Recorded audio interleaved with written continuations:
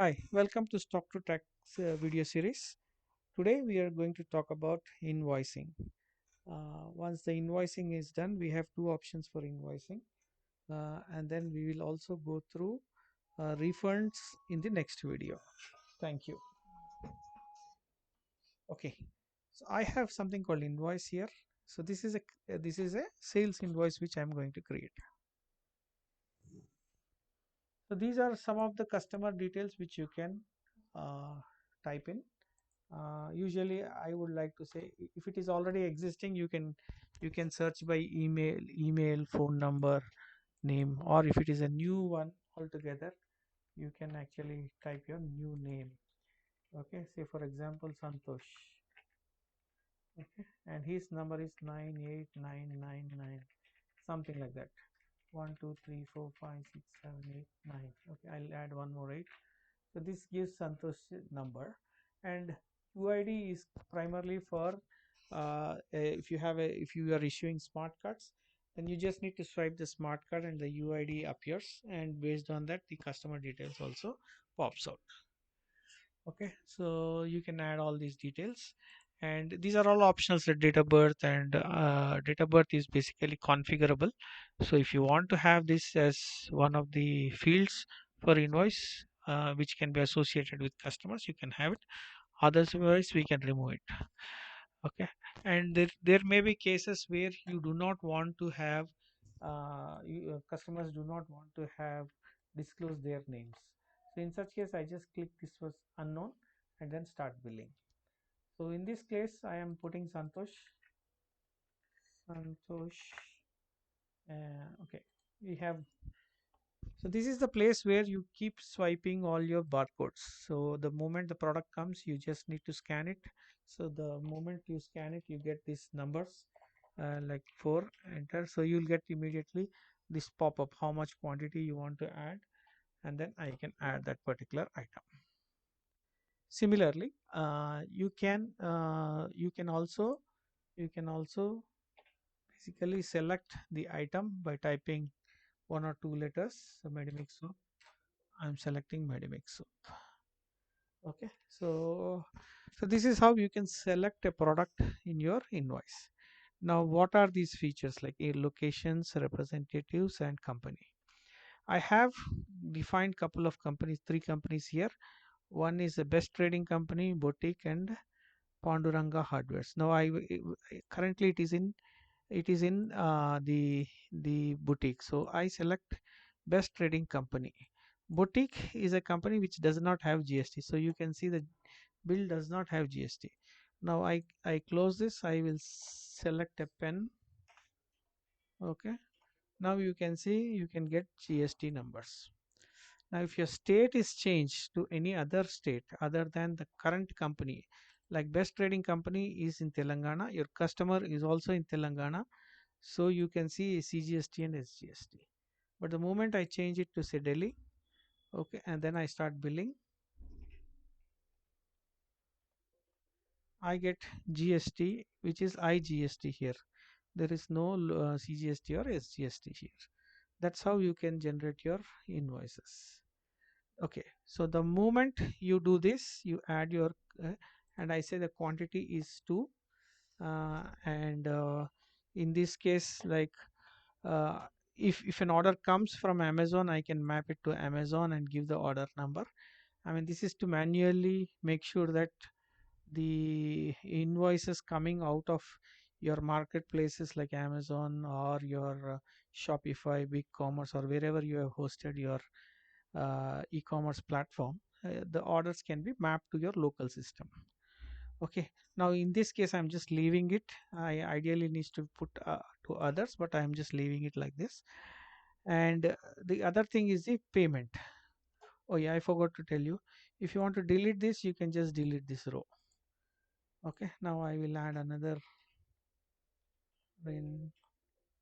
Okay, pen. In this case I add two pens and one soap I am selling. uh, Now I am supposed to take 300 rupees.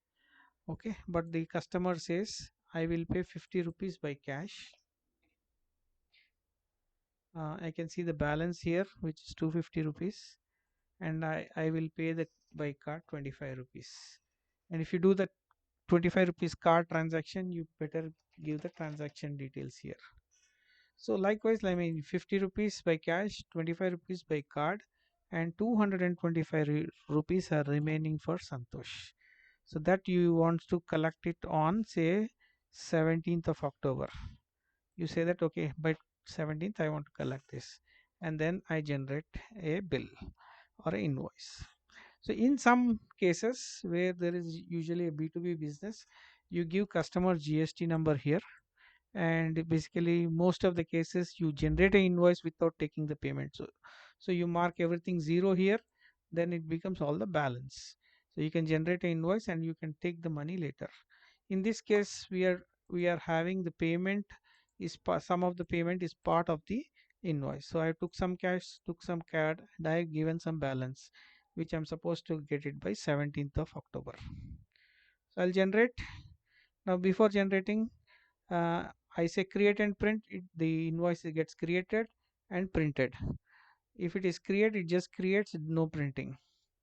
Okay, now you can see Vanasthalipuram is the location where I am billing. Okay, so because I am an admin, I can actually bill from anywhere. If I am not an admin, I will not see this particular portion of location. And if I am a local, I am in a location where Vanasthalipuram, and I am not having much privileges. So I, like an admin, I will not see this. My billing is always for Vanasthalipuram. So all the local Anasthalipuram or any other location people, they will not see this. Because I am an administrator, I can bill from anywhere. Now this is a representative name. This is the person who is helping the sales. So I see that in some of the grocery market, people attend to customers and they help making decisions to the customer, and those names can be given so that we can give them commission for every invoice they are responsible for. Okay, so right now I put Naresh.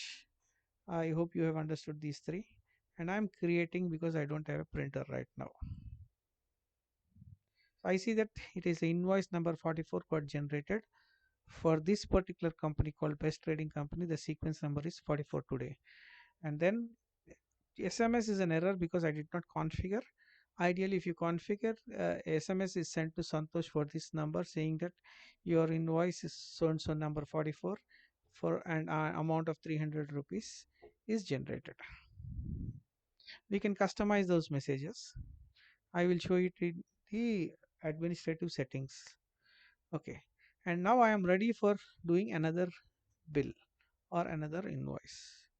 Okay, hope you have understood this making of invoice, and I sort of skimmed through only cash and card as payment, but you can do wallet payment.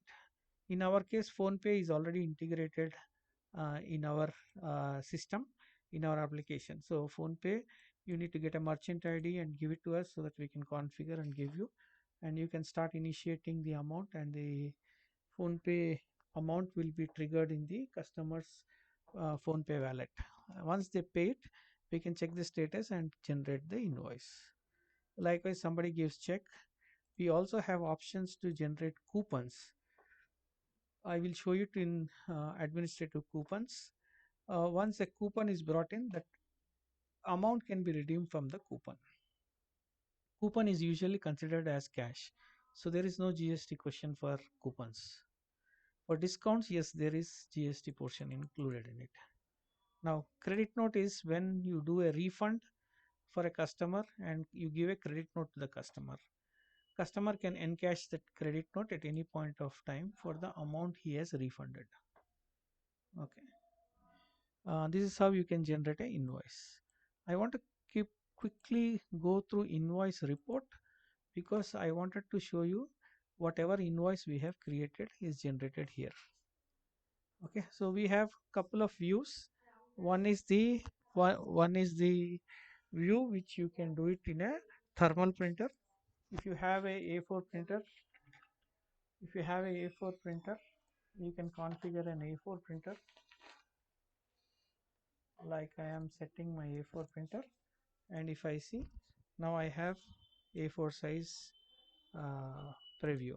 So I have three options for various templates for the invoices which I can print. So this is one such invoice.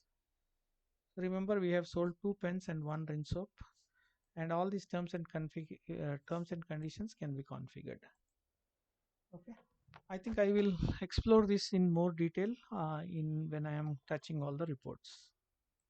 Thank you very much for listening.